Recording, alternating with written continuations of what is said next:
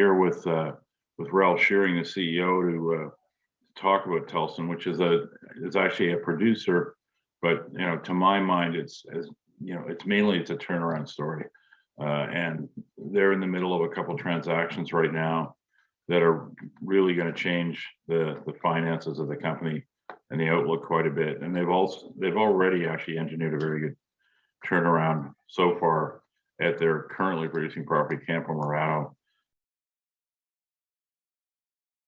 Can you give us just sort of a thumbnail of what did you guys do in the last, say, 6 to 9 months since you restarted again post-COVID to, what's helped your operating numbers look so much better? Well, several things, Eric. Obviously, metal prices have improved quite a bit, so that was a big help. That's one that you always welcome. Yeah. But on site, the things we've done were really related to the mill itself, the SAG mill. We had an old design in the SAG mill of the liners. It wasn't working properly. It was kind of losing the bolts that hold the liners in place all the time. So we were having quite a bit of a lot of downtime. So we actually switched back to the original design of that mill. And as soon as we did that, the mill started to work perfectly. In fact, we broke some of our own production records over the last several months at the mine site. And that we really only accomplished that in the beginning of the third quarter or beginning of the fourth quarter of last year. And so since then, this mill has been working, 100%, is functioning very well, getting great throughputs, 2,300 tons a day, and the resulting concentrates production has been great. So we've been able to increase our sales, and with a more healthy zinc price, that's really contributed to the economics and made us turn the thing around, and we are now making a decent operating profit on a monthly basis around the $800,000 US level. So other things we've done have just got all of the equipment functioning properly. We had a pretty hard time over the past couple of years with not enough money around, and some of the equipment started to get in ill repair, and we couldn't afford to fix it. So we shut the mine down in 2019 because of the low zinc prices for 6 months, and started back up in the beginning of 2020. And then since that time, have improved the mill, had more equipment working, better haulage. We hired a contractor to haul the ore from the mine up to the mill, which solved some of our equipment problems in transporting ore. And we've gone in and got all of the underground drills working again, so we can actually make the blast to produce the ore necessary to feed the mill. And with the increased production at the mill, it's all worked out quite well.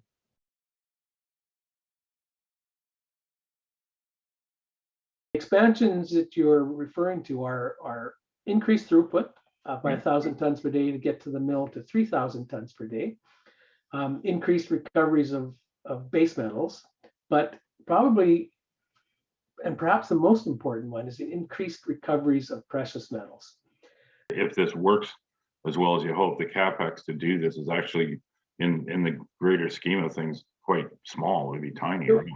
It would be relatively low compared to having to buy all this equipment ourselves. Having the SDMs there is fantastic. It's just, we just don't have to spend that capital. It's there. All we have to do is hook them up and turn them on.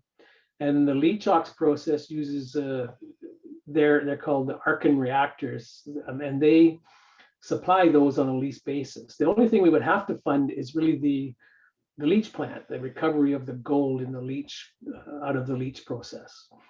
So that's not something they would supply. We would have to source it and purchase that. And one thing I haven't mentioned too, Eric, is that tailings disposal facility we have. It's the lower tailings disposal facility, which is full and not currently being used. That material, we have all of the historic records, the daily production reports from when the mine was operating. So we have a really good knowledge of the content of the metal in that tailings facility.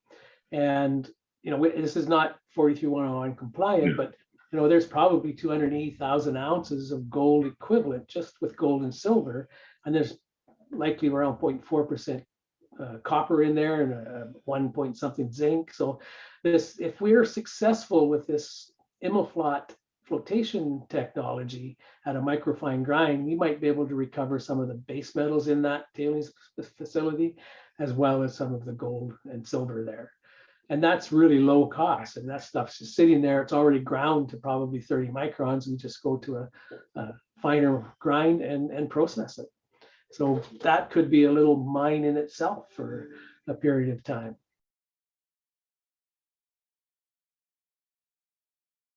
And let's talk about your new project, which of course is your old project. Yes. That you've just announced a $25 million US finance package. That's enough to get it into production. So what's the, now that you're getting this financing package completed, what's the nuts and bolts? What do you have to do on the ground to kind of get this thing finished? Well, the project right now, I would estimate it to be 50% constructed. So that the flotation cells are installed in the structure of the mill. We've gotten over 90% of the underground development completed to provide access to at least 2 to 3 years of ore. What we have to complete is finish off the mill. We have to install the ball mills. Foundations for one are largely complete. We'll be running 2 ball mills there, around 500 tons per day capacity in each one. Install the crushing system, and then we have to build a water line from some underground workings near the river that will provide us all the water we need to operate the mill. So that that alone is a fairly detailed project, because we're bringing water up a considerable elevation from the river and distance. So that will take a couple of months to get in place. Just the general construction you would need to get the mill up and running. And we think we can accomplish that within the next 6 to 10 months to have one ball mill up and running. We also have to prepare the tailings disposal facility. We're going to do a dry stack tailings. So that's one of the other major components of the construction project. And then we should be able to start producing out of one ball mill towards the end of this year, and then as quickly as possible bring the second ball mill online, and early next year be ramping the mill up at capacity to hopefully declare commercial production mid next year.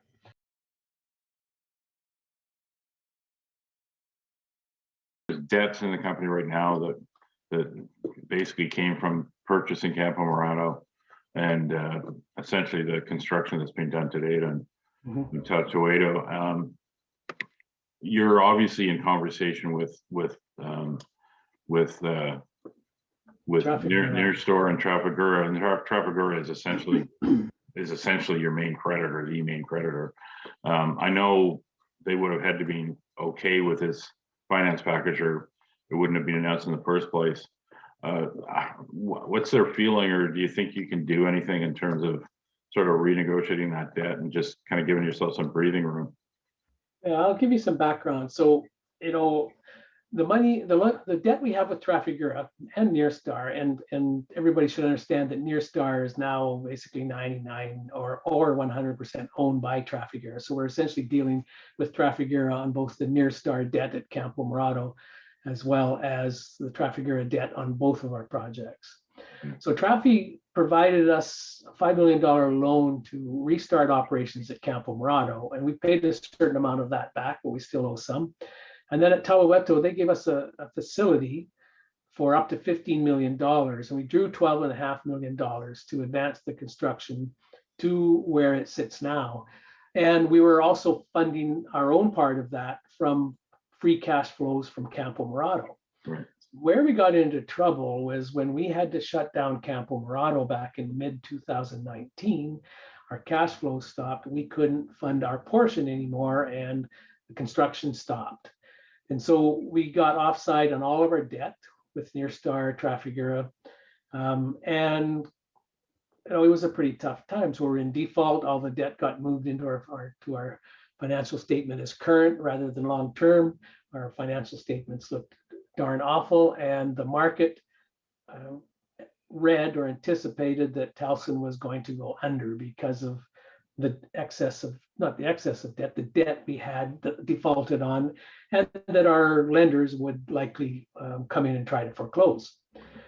So, Trafi I've got to say, have been they're not easy. I mean, they're very hard and astute negotiators, but they've been helpful to allow us to try to find a solution to get Tabaweto into production. And that we have done. And so what we negotiated with them last year, we signed up waiver documents that Trafigura waived the defaults and Nearstar waived the defaults. And that allowed us a period of time to seek out and try to find a funding solution that would get us into production at Tabaweto.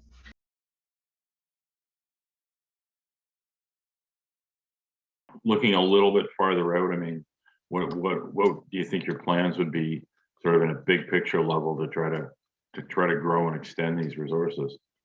Well, it's just a function of starting drills up. I mean, as soon as we are healthy enough and we have enough money to direct at exploration, then on both projects, we just start to drill.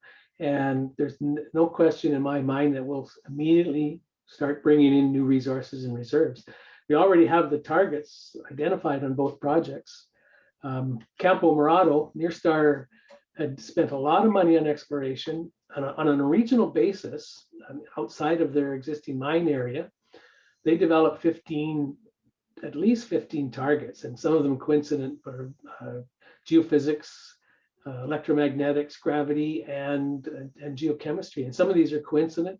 These are targets that just are sitting there waiting to be drilled. All we need to do is relocate them and start putting holes into them. And any one of those could bring up new massive sulfide bodies to come into the mine plan. And then if you go right within the underground workings and the existing ore bodies, we have a number of borehole geophysical targets, electromagnetic geophysical targets that have been identified, and they're ready to drill. And in fact, Nearstar drilled a couple of underground holes into those and hit good massive sulfide intersections. So those need to be drilled out, and the other ones they haven't drilled need to be tested. And I don't think there's any question that we will come up with new resources and bring those into reserves and future mine feed. If anyone understands these types of deposits, they're big pods of mineralization, and they're often stacked up on top of each other and out over a long distance along the prospective rock horizons. So they tend to make long-term mines, and they tend to continue to find ore bodies as you develop and explore. So we're pretty confident that we can do that. And in fact, if we get ourselves healthy enough and can really start drilling, and we bring up enough reserves that can justify expansions, we could see this mine moving up to 5,000 tons a day. Now, that's not something that's going to happen overnight. It would take 3, 4, 5 years or more to get there, but it has the potential to do it. And then if you switch over to Tabaweto, this is a district scale project. I mean, we control about 83% of a 95 square kilometer district.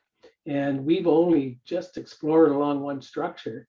And we know there's multiple structures, or we see them on surface. We see them in the old historic records, and we have to drill test them. And even on the structure that we have drilled, we still haven't found the bottoms of these ore bodies, so they're open to depth. And along strike, we've only drilled along the structure intermittently over about 3 kilometers, but I believe there's over 7 kilometer potential strike length along this structural corridor that hosts these known structures. And then if you go off to the east, or sorry, to the west, it's all covered by this younger rock. I'm not sure if people can see this picture. Can you see that, Eric? And I'll just outline all of this younger rock here. This is an ignimbrite rock, and it covers all of this. Yeah. It covers all of this prospective rock. This is the andesitic type of rocks. This is a later rock that was extruded and covered over all the mineralization. Well, these types of ignimbrite rocks go to the west throughout the entire area of our project. And I believe that the type of structures we're drilling now will continue to be underneath this type of rock. But it's something, again, you're not going to really be able to drill from surface or discover them from surface. You're going to need to get underground and start to explore and develop them along these horizons underground. So huge exploration potential at Tabaweto, and without any question, I'm confident to say that we can expand the current resources and reserves really quickly just by connecting up the dots of areas where we haven't drilled along the one structure and add immediate resources reserves to the mine plan. Right now, we have about a 10-year mine life with our reserves. We have additional 9 or 10-year mine life with the measured and indicated resources, which just require a little bit of drilling to bring them up into reserve. And then I think there's double, triple that just along these major structures that we're working on, and with future exploration, we'll bring it in. And that could all justify bringing Tabaweto up from 1,000 tons per day to 2,000 or to 3,000 tons per day over the next 2 to 5 years as well. So very large expansion possibilities on both projects. It's a really great turnaround story. You've done a great job here, Ralph. I know this one's been your baby for a long time, and things were pretty ugly there for 3 or 4 years, but it looks like you have pulled the proverbial rabbit out of the hat. Well, you know, Eric, it's never one person too. I want to stress that. I mean, obviously, it's been a lot of hard work and a lot of stubbornness on my part, but we've had a good group of people behind us, helping us, and we've had established really good relationships with our lenders to allow this to happen. So all in all, it's been a lot of work, but it will be worth it when it all comes to fruition, and that's starting now. Okay, I think that's it for today, folks. Tellson Mining Corporation, TSN on the venture. Great story. Take a hard look at it. See you all later. Thanks, Eric. Bye-bye.